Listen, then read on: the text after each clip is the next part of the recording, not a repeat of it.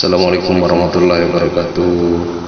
Alhamdulillahirabbil alamin. Assalatu wassalamu ala asrafil anbiya'i wal mursalin sayyidina maulana Muhammad wa ala alihi wa sahbihi ajmain.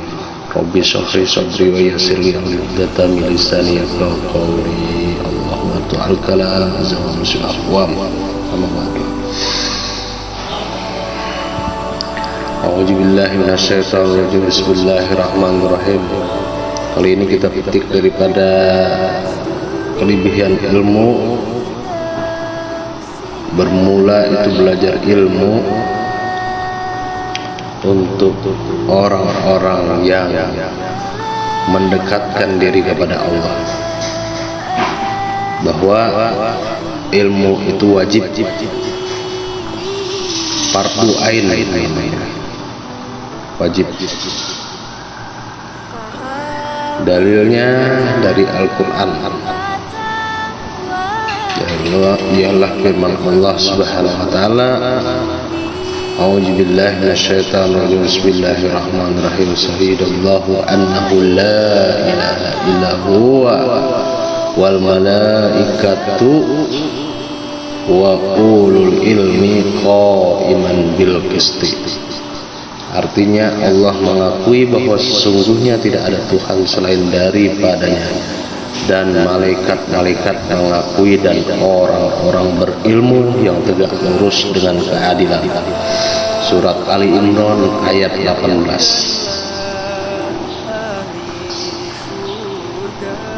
Maka bahwa Allah Ta'ala itu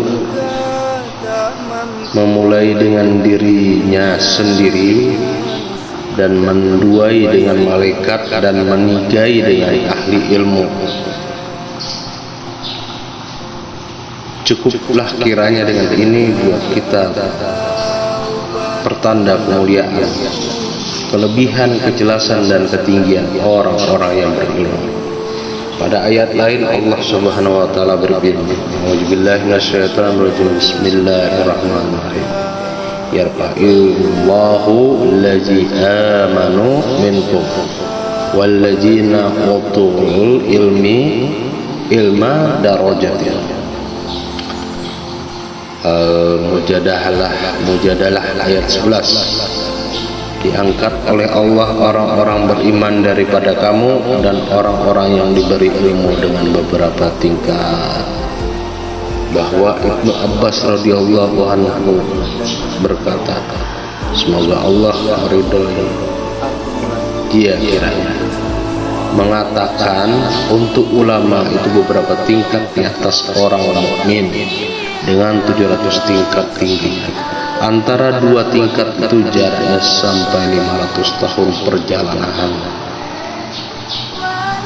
Pada ayat lain Allah Ta'ala berfirman, Qul hal yastawil ladzina ya'lamuna wal ladzina la ya'lamun. Katakanlah, adakah sama antara orang-orang yang berilmu dan orang-orang yang tidak berilmu? Innama yahsallaha min ibadihi ulama. Sesungguhnya yang takut akan Allah daripada hambanya ialah ulama atau ahli ilmu. Firman lagi Allah Subhanahu wa taala, Qul kafa billahi shahida bani wa bainakum man indahu ilmul kitab. Katakanlah, cukuplah Allah menjadi saksi agar aku dan kamu dan orang-orang yang padanya ada pengetahuan tentang Al-Quran. Ar-Rad ayat 3. Pada ayat lain yang berbunyi, walalladzina indahu ilmu minal kitabi anna atika bihi. Berkatalah orang yang mempunyai pengetahuan tentang kitab, aku sanggup membawanya kepada engkau. Surat An-Naml ayat 40.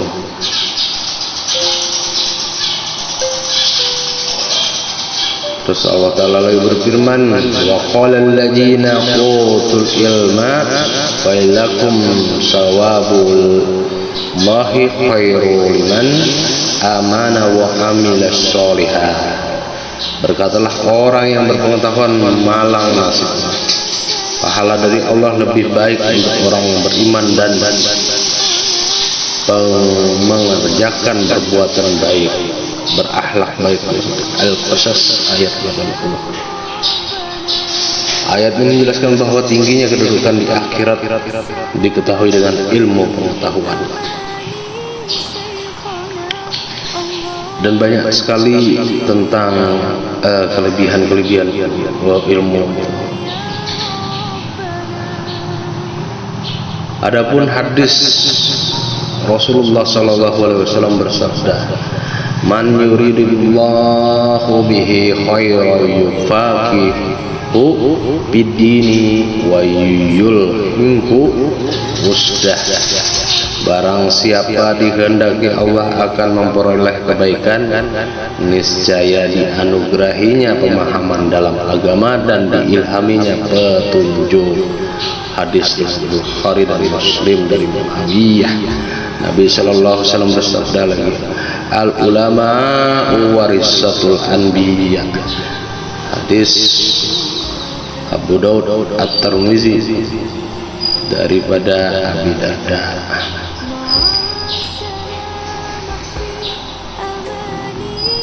Dan sudah dimaklumi bahwa tak ada pangkat di atas pangkat kenabian dan tak ada kemuliaan di atas kemuliaan yang mewaris pangkat tersebut.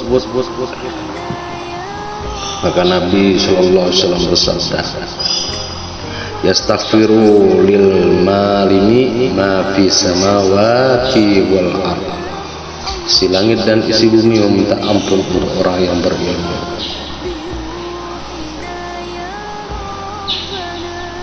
Hadis dari Abi Darda.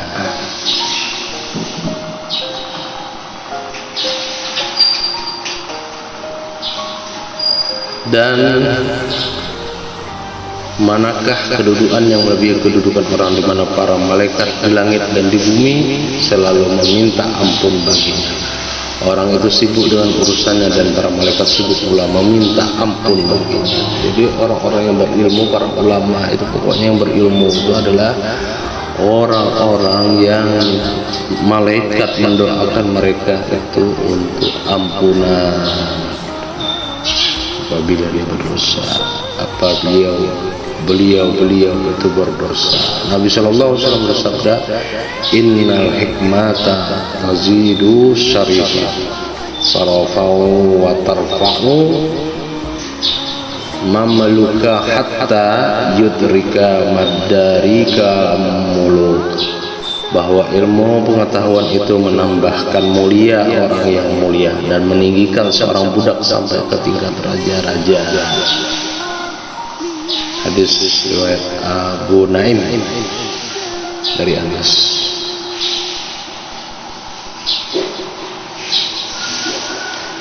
Ditambah lagi Rasulullah SAW bersabda, "Khoslatani la yakuna ni bil munafik hasnu samti wa fikhu fiddin." Dua perkara tidak dijumpai pada orang munafik, baik kelakuan dan berpaham agama. Hadis riwayat At-Tirmizi dan dari Abu Hurairah. Dan janganlah Anda ragu akan hadis ini, karena munafiknya sebagian ulama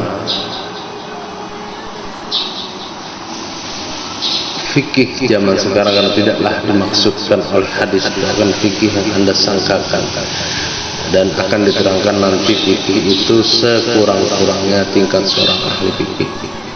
Ini daripada kitab ini ya, kitab Ihya Ulumuddin, yaitu ulama-ulama yang mementingkan dunia, menjual agama untuk kepentingan pribadi dunia, bukan untuk membantu di jalan Allah, membantu dakwah Rasulullah, bukan. Jadi hanya memanfaatkan. Itulah namanya ulama atau ulama dunia. Ulama akhirat tidak seperti itu. Nabi sallallahu alaihi wasallam bersabda, "Abdulun nasil mu'minu alimu lazi inni idza ilaihi nafa'a wa inni tukniya anhu anna nafsah. Manusia yang terbaik ialah mukmin yang berilmu. Jika diperlukan dia berguna, dan jika tidak diperlukan maka dia dapat mengurus dirinya sendiri. Hadis riwayat Al-Baihaqi.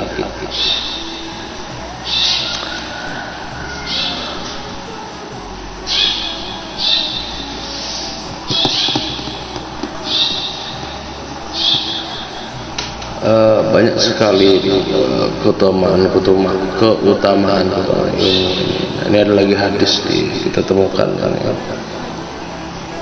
Orang-orang yang berilmu, orang-orang penghafal hadis. Rasulullah SAW bersabda, man hamala min ummati arba'ina hadis laqiyallaha azza wa jalla yaumal qiyamati faqiha alim. Barang siapa dari umatku menghafal 40 hadis, maka dia akan bertemu dengan Allah pada hari kiamat sebagai seorang ahli fikih yang alim. Masya Allah. Diriwayatkan dari Ibnu Abdul Biri.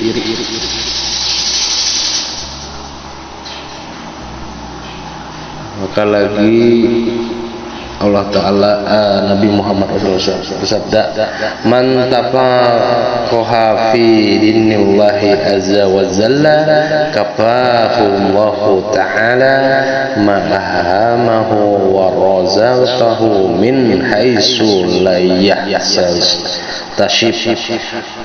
Barang siapa memahami agama Allah, niscaya dicukupkan Allah akan kepentingannya dan diberikannya rezeki di luar dugaannya.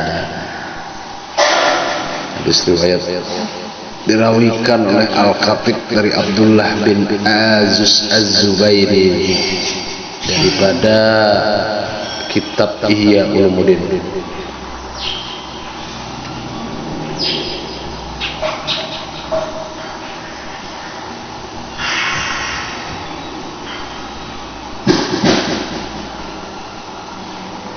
Bahwa mengenal ilmu itu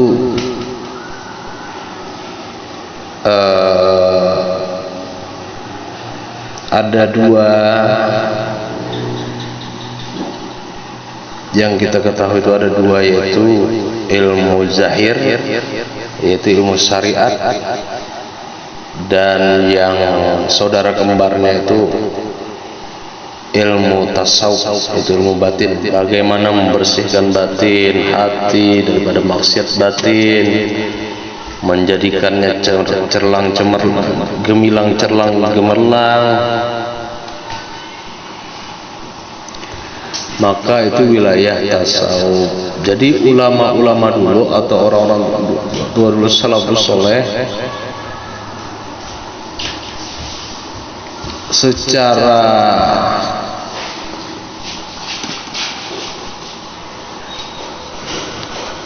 syariat menjalankan fikih, pelajari fikih, dan bersanad pula, bersambung sampai Rasulullah SAW, dan bertasawuf untuk membersihkan kolbinya, jiwanya atau nafsnya, yang disebut dengan ya ayat Tuhan nafsul mutmainah irjihi ila rabbiki radiyatan mariyat khuli bi ibadi wa khuli jannati, yaitu jiwa yang tenang, yang diridhoi oleh Allah Subhanahu wa ta'ala. Maka jalannya itu adalah tasawuf. Jadi tasawuf yang benar berada di atas syariat yang benar, mengikuti mazhab Ahlus Sunnah wal Jamaah, yaitu imam 4 mazhab. Salah satunya Hanafi misalnya, Maliki, Syafi'i yang umum di Indonesia yang paling banyak karena dibawa oleh ulama-ulama daripada Ahlul Bait Rasulullah dan juga ulama-ulama Nusantara dahulu yang belajar di Haramain, yaitu Syekh Arsad Al-Banjari, Syekh Yusuf Tajul Halwati. Sekarang beliau mengambil daripada ilmu syariat fikih bersanad, hadis-hadis, dan juga mengambil daripada ilmu tasawuf yang bersanad juga bersambung kepada para sahabat Rasulullah sallallahu alaihi wasallam dan bersambung kepada Rasulullah sallallahu alaihi wasallam. Syekh Hatib Sambas, Syekh Abdul Rauf Singkil, Syekh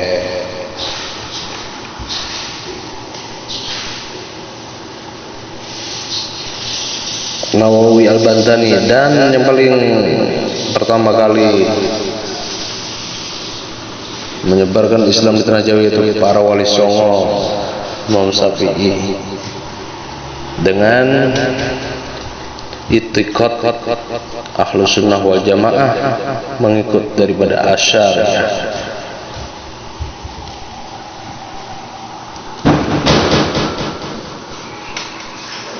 Jadi urusan daripada ilmu zahir itu syariat, dan urusan untuk yang batin itu tasawuf. Jadi keduanya adalah saudara kembar, tidak bisa terpisahkan. Imam Malik berkata, barang siapa yang bersyariat tanpa tasawuf maka jahil atau fasik. Barang siapa yang bertasawuf tanpa syariat berjindik, maka yang sempurna adalah kedua-duanya. Demikian, wallahu a'lam. Wabillahi taufiq. Wassalamualaikum warahmatullahi wabarakatuh.